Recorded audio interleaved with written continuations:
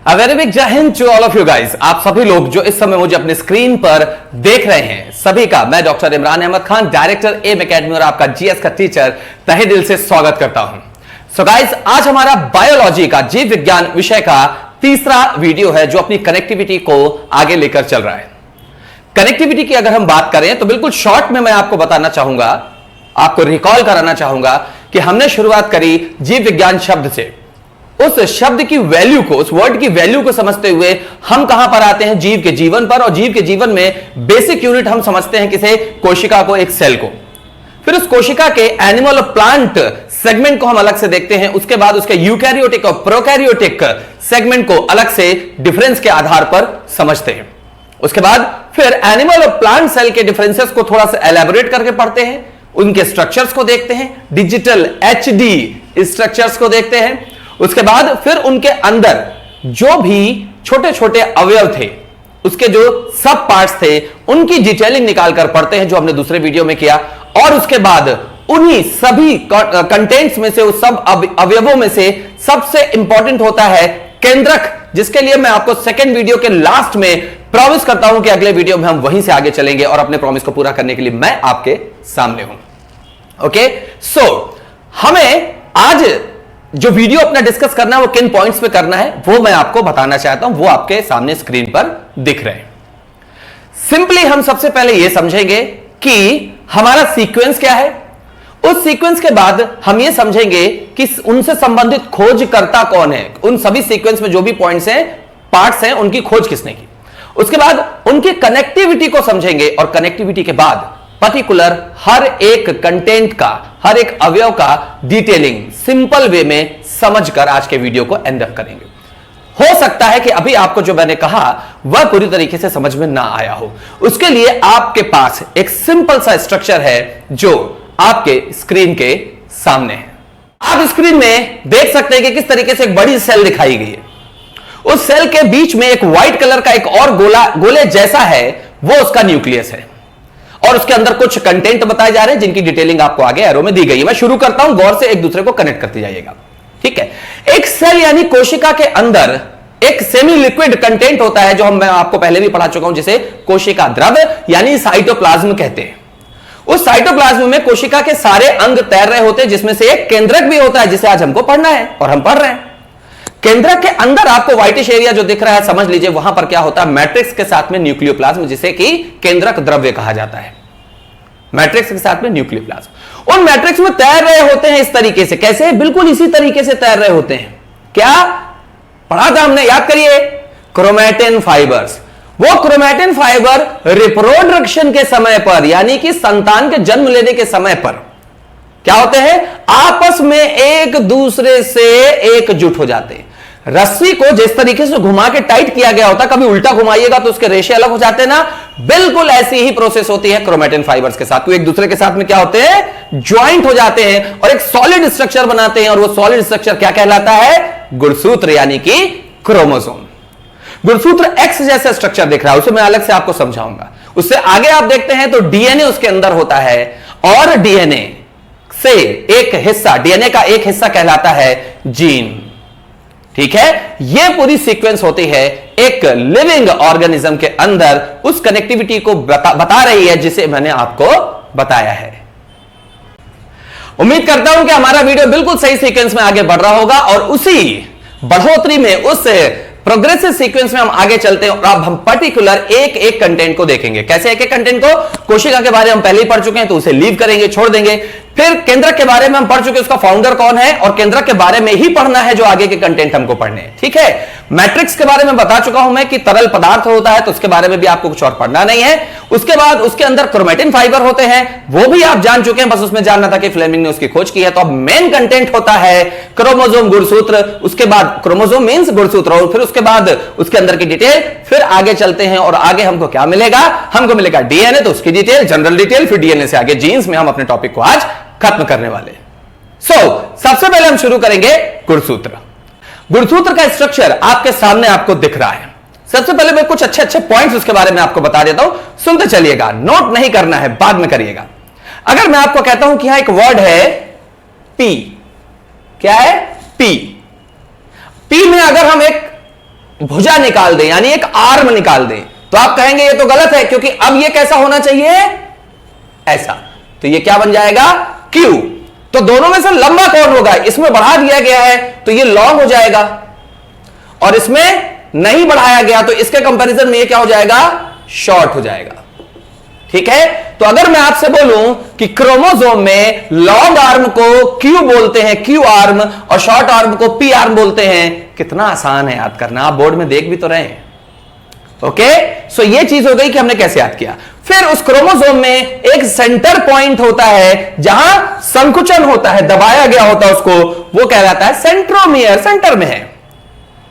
और जो टीले के एकदम लास्ट में है, यानी कि इस क्रोमोसोम के सबसे लास्ट हिस्सों में है, जो उसे हम क्या बोलते हैं, टीले में है, टेल में है, टेल में, टेल लास्ट, टेल में टीलोमियर। कितना आसान है बायोलॉजी। सेंटर में सेंट्रोमियर और लास्ट का जो कहलाता है वो टीलोमियर्स। सो गाइस, आपने क्या देखा कि एक क्रोमोसोम है जिसमें ऊपर और नीचे मिलाकर टोटल 4 पॉइंट्स हैं। ऊपर के पॉइंट थोड़े छोटे होते हैं, नीचे के बड़े होते हैं, तो छोटे वाले पॉइंट को हम P आर्म कहेंगे, यानी शॉर्ट आर्म। लंबे वाले को कहते हैं Q, यानी Q आर्म। सेंटर में जो संकुचन होता है, कॉन्ट्रैक्शन होता है, उसे हम कहते हैं सेंट्रोमियर, और जो कॉन्ट्रैक्शन टेल में होता है, आखिरी में होता है, उसे हम कहते हैं टीलोमियर। इतनी बात समझ में आई। इसके बाद अगर आप बोर्ड की तरफ चलें तो आपको बोर्ड में एक और स्ट्रक्चर दिखाई दे रहा है, और वो स्ट्रक्चर है बीच का, काइनेटोकोर। वो क्या है समझिएगा। ये जो संकुचन हुआ ना अंदर की तरफ जो संकुचन हुआ, ये दबाव जो है ये सेंट्रोमियर एरिया, लेकिन उसके ऊपर एक पॉइंट बनाया गया है, वो पॉइंट क्या कहलाता है, काइनेटोकोर। काइनेटोकोर। तो एक क्रोमोसोम का स्ट्रक्चर आपको बहुत आसानी से समझ में आ जाता है। अब अगर कभी आपको कोई कहेगा Q आर्म, तो आपको पता है लॉन्ग आर्म है। कोई कहेगा P आर्म, तो आपको पता है वो क्रोमोसोम से जुड़ा हुआ शॉर्ट आर्म है। ठीक है, आपसे कोई कहेगा काइनेटोकोर, तो आपको पता चल जाएगा कि सेंट्रोमियर पॉइंट पर एक बड़ा सा गोला वो काइनेटोकोर है। कोई कहेगा टीलोमियर, तो आप कहेंगे एंड पॉइंट। ठीक है, अब इसी स्ट्रक्चर के क्या होते हैं, 4 पार्ट होते हैं। वो 4 पार्ट आपको समझने कैसे, उनके 4 अलग अलग टाइप से। आप बोर्ड में देख रहे हैं 4 अलग अलग प्रकार के पॉइंट पे आपको क्रोमोसोम दिए गए।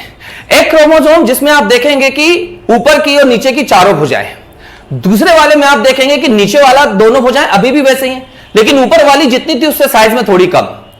तीसरे में सेम नीचे की कंडीशन सेम है, ऊपर में और साइज में कम, और चौथे में ऊपर है ही नहीं, बस नीचे है। तो इस स्थिति के आधार पर इन्हें 4 अलग अलग टाइप में बांटा गया है। ठीक है, जिसमें से हिंदी और इंग्लिश के नाम में आपको क्लियर कट जो बोर्ड में लिखा हुआ है वो मैं दिखा भी रहा हूं, और उनके बारे में आपको मैं बता भी रहा हूं। पहला जो कहलाता है वो कहलाता है मेटासेंट्रिक। क्या कहलाता है, मेटासेंट्रिक। और मेटासेंट्रिक के ठीक बाद जो आएगा वो सब मेटासेंट्रिक।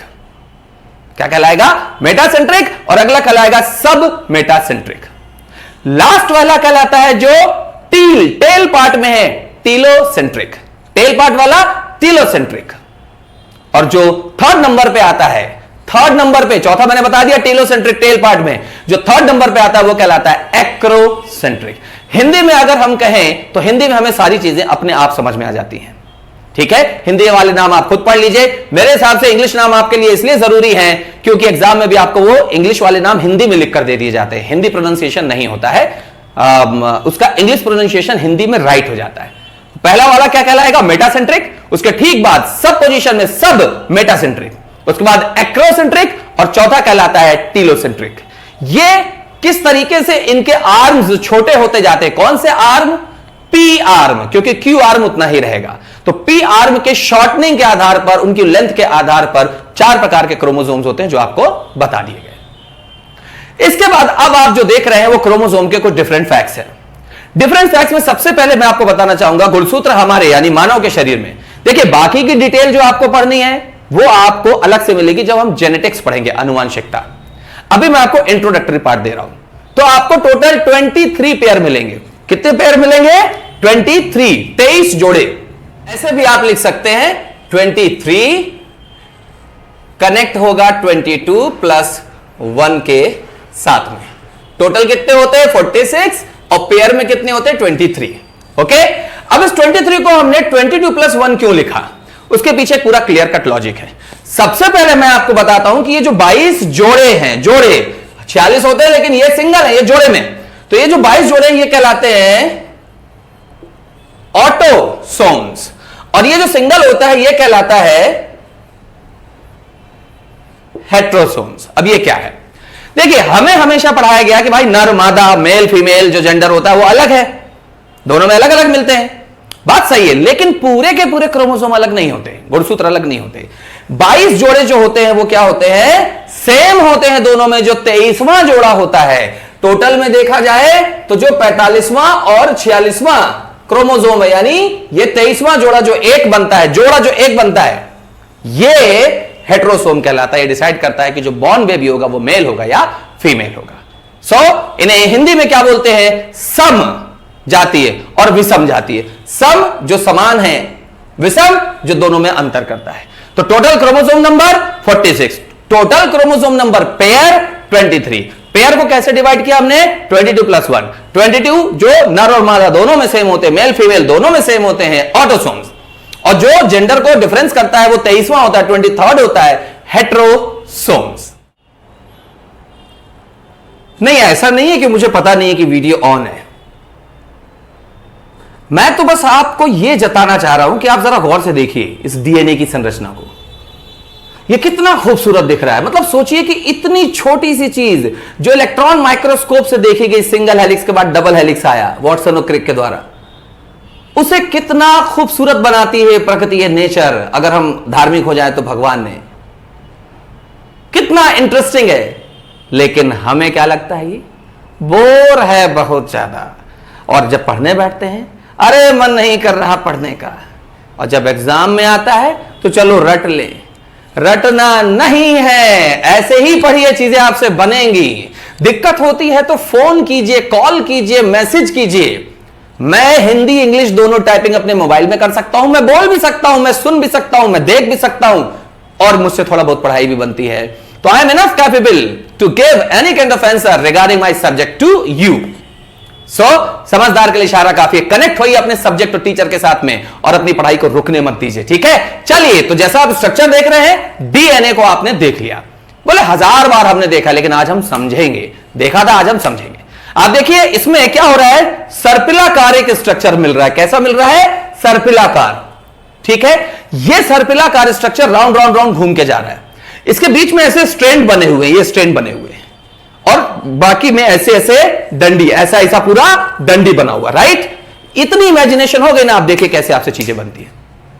अगले स्ट्रक्चर पे आप देख रहे हो, यहां पर क्लियर कट दिखा रहा है, कुछ जो डंडियां हैं अलग अलग कलर की हैं, और एक येलोइश ऑरेंज कलर की वो पट्टी है, जो ऐसे ऐसा गई ना पट्टी, वो ऑरेंज कलर की पट्टी है।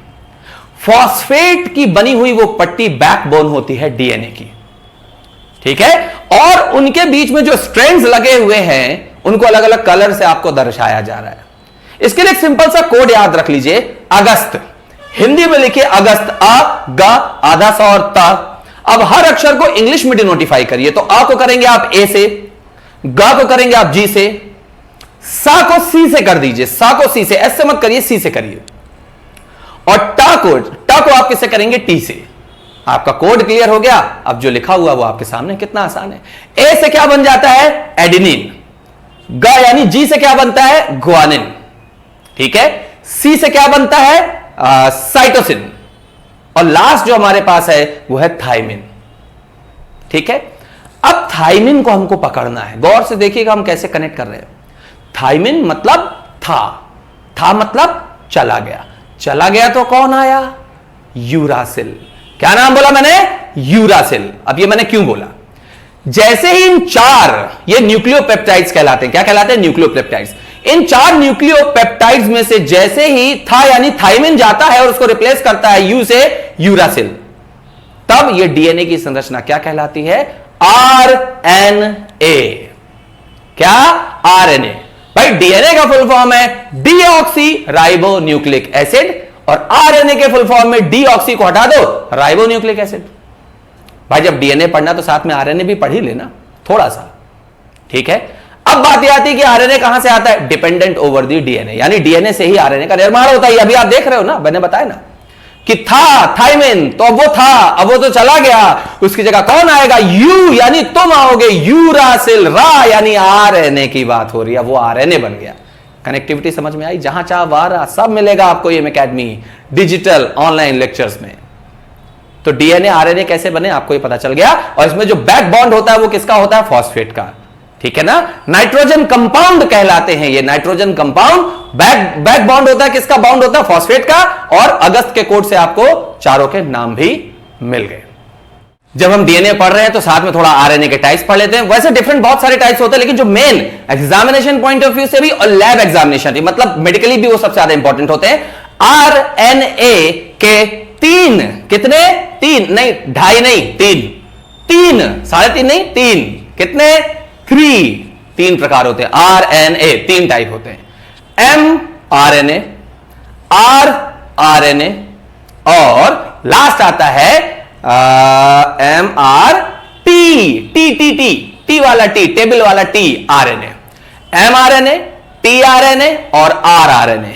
एम फॉर मैसेंजर, ठीक है, टी फॉर ट्रांसक्रिप्शनल और आर फॉर राइबोसोमल। बात समझ में आ गई? एमआरएनए, टीआरएनए और आरआरएनए, ये 3 टाइप होते हैं। इनके खोजकर्ता वगैरह मैं आपको पहले बता दूं। आरएनए की बात है, आर्थर एश आ जाएंगे, ये बता चुका हूं मैं आपको, ठीक है। अब हम अगले टॉपिक पे चलते हैं। लास्ट टॉपिक हमारा जीन। जीन जिसे इंग्लिश में जीन कहा जाता है और इसका ओरिजिन हुआ है यूनानी वर्ड जीनस से। यूनानी वर्ड जीनस से 1909 में जोहानसन नाम के एक वैज्ञानिक ने इनकी खोज की, ये मैं आपको बता चुका हूं। और इसे प्रयोगशाला में संश्लेषित किया था, आइसोलेट किया था किसने? खुराना ने, ठीक है। तो ये आपको जानकारी मिल चुकी है। जीन ही हमारी आनुवांशिकी की क्या होती है? Basic unit. जबकि आनुवांशिकी का यानी जेनेटिकल मटेरियल डीएनए कहलाता है, लेकिन जेनेटिकल यूनिट जीन कहलाता है। इन सब की डिटेलिंग हम लोग कहां पढ़ने वाले हैं? जेनेटिक्स में। मैं बार बार रिपीट कर रहा हूं कि आपको यह ना लगे कि यह खत्म हो गया। लेकिन आज जीन के बारे में आपको बताने के बाद जो खत्म हुआ है वह टॉपिक क्या था? Cell. Guys, this is enough for today's topic and for 3 episode including today's, ठीक है। आज यहां पर हमारा एक टॉपिक खत्म होगा। इसी टॉपिक से हम आगे की तरफ चलेंगे और उसके बारे में हम आपको अगले वीडियो से कनेक्ट करके ही बताएंगे, अलग कुछ भी नहीं होगा। एक बहुत महत्वपूर्ण सूचना उन सभी बच्चों के लिए जो इस वीडियो को देख रहे हैं, बाकियों को भी बता दीजिएगा, और वो ये है कि जब सरकार के द्वारा बहुत जल्दी ही ये आदेश दिए जा रहे हैं कि स्कूल और शायद कोचिंगें भी खुल सकती हैं, लेकिन आदेश देने का मतलब ये नहीं है कि खोलनी ही है, क्योंकि हमको ये देखना पड़ेगा कि हमारे आसपास क्षेत्र में कैसा माहौल है और किस तरीके से आगे की हम परिस्थितियों में जूझ सकते हैं। हम आपके जीवन से और अपने नाम मान सम्मान से और अपने जीवन से किसी प्रकार का कोई कंप्रोमाइज नहीं करेंगे।